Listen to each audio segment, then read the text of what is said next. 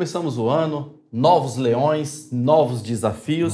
E começando um novo governo no governo federal, a gente já começa com um retrocesso. Sim, né? Aquilo que a gente já tinha como direito foi modificado para pior, não para melhor, no que se refere à aquisição de armas de fogo para os componentes das guardas municipais. Verdade, né, Marcelo? O governo federal editou o decreto 11.366 de 1º de janeiro de 2023. Então revogou lá um monte de coisas lá que o governo anterior tinha dado como facilidade, vamos chamar assim, né, para os CACs, ou mesmo para o cidadão ter acesso ao armamento, né?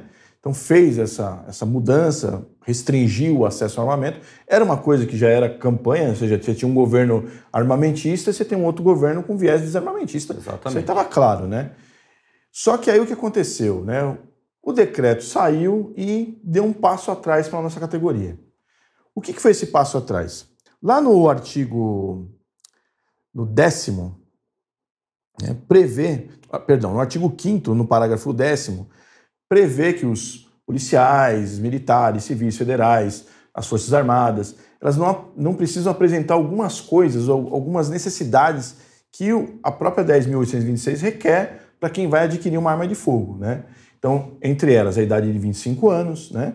Então, a apresentação das negativas da justiça, certidões negativas.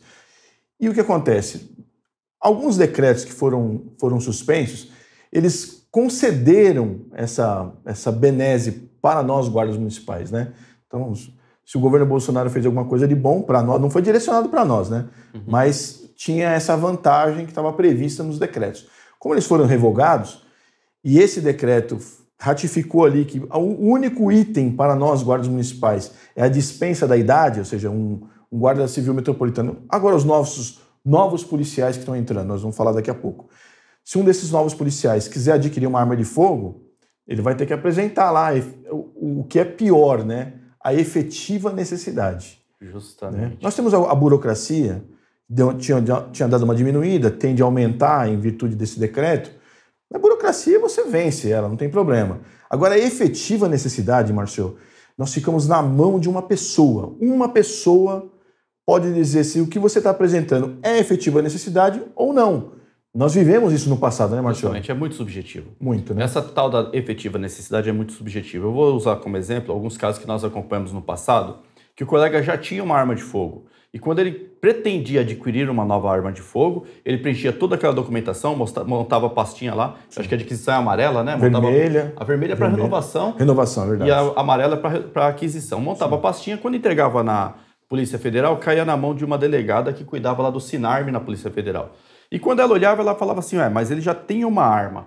Para que ele quer outra? Então ela não entendia uma efetiva necessidade para uma segunda arma de fogo. Sim. Depois de muita briga, muita discussão, muita conversa e tal, ela falou assim, tudo bem. Se você já tem uma pistola, eu te autorizo a comprar um 38. Se você já tem um 38, eu te autorizo a comprar uma pistola. Ou seja, a gente fica preso à subjetividade, ao que ela vai entender de efetiva necessidade. Exatamente. E, de repente, ela pode entender que não existe efetiva necessidade, assim como ocorreu com o pessoal que se aposentou. Sim. O pessoal se aposentou, o porte de arma deixa de ser concedido pela Guarda Civil Metropolitana, porque o convênio não autoriza, Sim. E ele passa a ser concedido pela Polícia Federal. Sim. Os aposentados chegavam lá e falavam assim, olha, eu quero uma arma de fogo, quero o porte de arma porque eu tenho uma arma de fogo e tal. Aí, na hora de preencher lá a efetiva necessidade, ele falava assim, eu fui policial 35 anos aqui na cidade de São Paulo. Prendi meio mundo de ladrão, né? Metade do Tremembé foi eu que prendi. Aí eles falavam assim, isso não é efetiva necessidade. Só faltava dizer, né? Azar o seu, né? Não concedia o porte de arma. Sim. É muito subjetivo. Esse é um requisito que não deveria ser exigido para as guardas municipais. Sim. E isso foi um retrocesso gigante. Sim. Um retrocesso gigante. Assim, Vilar, a gente nunca alisou governo que vai contra as guardas municipais e não vamos alisar esse. Não vamos alisar. Se fizer alguma coisa benéfico, parabéns. Se fizer, né, essas maluquices aí, a gente não vai alisar também. Nós vamos cobrar. Lógico que a gente vai cobrar. Aí, Vilar, só que aí entra uma interrogaçãozinha aí, Vilar. Sim. Tinha alguém aí nessa comissão da equipe de transição para rever esse ato aí, rever esse... Então, os nossos colegas que às vezes não acompanham, né, que não estão antenados diretamente nesse assunto, o governo criou lá um grupo de transição para todas as áreas do governo. Então, saúde, educação, defesa, tudo aquilo que compete ao governo federal foi criado lá, economia, né? Foi criado lá grupos de transição e não foi diferente com a segurança pública, né? O que acontece é o seguinte, um guarda civil, que ele é da cidade de Barueri aqui, Reinaldo Monteiro já esteve aqui, foi candidato a prefeito, foi candidato a deputado federal, né? Ele integrou o grupo de transição, assim como o nosso deputado federal, Jones Moura, né? E o que acontece é o seguinte, essa publicação, ela saiu sem que a nossa categoria tivesse tido um acesso. Nós não vimos a minuta do decreto, porque talvez, se essa minuta tivesse sido apresentada, correndo aqui e acolá, conversando com o parlamentar A, B, o próprio ministro da Justiça, né, poderia ter interferido ali, Flávio Dino, suprimido aquilo, até porque tem a Geridiane lá trabalhou com o Flávio Dino, então poderia ter feito uma interferência. Enfim, eu, Maurício de Mendonça Vilar, entrei na página do Reinaldo Monteiro e falei, escutei aí, bicho, o negócio foi publicado, a gente vai descobrir pelo Diário Oficial que nós estamos tomando uma pernada, uma bolada nas costas, né? Porque existe um guarda no GT.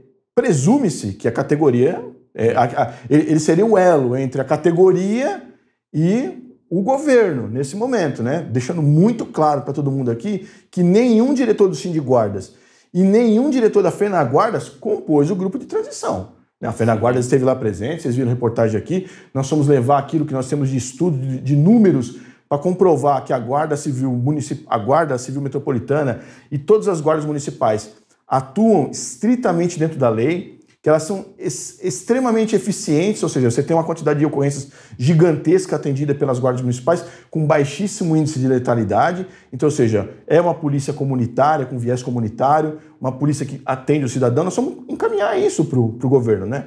Tomar ciência. Mas, enfim, aí o Reinaldo Monteiro ele me respondeu, né? Ele disse o seguinte, que essa minuta não passou pelo GT, né? Então, assim, o GT, ele foi lá entregar um documento lá que eles elaboraram lá para apresentar para o governo, mas o decreto não passou pela discussão do GT. Isso para mim é terrível. É inócuo, né? Inócuo, porque assim, né, vamos combinar aqui, fez um negócio de festim, só para dizer que fez, né? Você coloca lá algumas pessoas lá para validar o processo e o negócio passa por trás aqui, né? Então assim, tem que ficar um alerta para o próprio ministro, né? Porque eu acho que isso é ruim. Porque a gente precisa começar o governo consertando aquilo que o governo anterior tratou de forma ruim. O governo anterior fazia o seguinte, ele fechava a porta lá, escrevia um negócio e mandava de qualquer jeito, tanto que deu vários problemas com decretos no Supremo Tribunal Federal, né? Ou seja, nós não podemos seguir com a mesma filosofia num modus operandi diferente, né? Então, assim, fica esse alerta aqui, o Sindiguardas, a FENAGuardas, obviamente, vai sentar com o governo, porque vai ter um grupo para elaborar a nova legislação, né? É o que está previsto lá no decreto lá.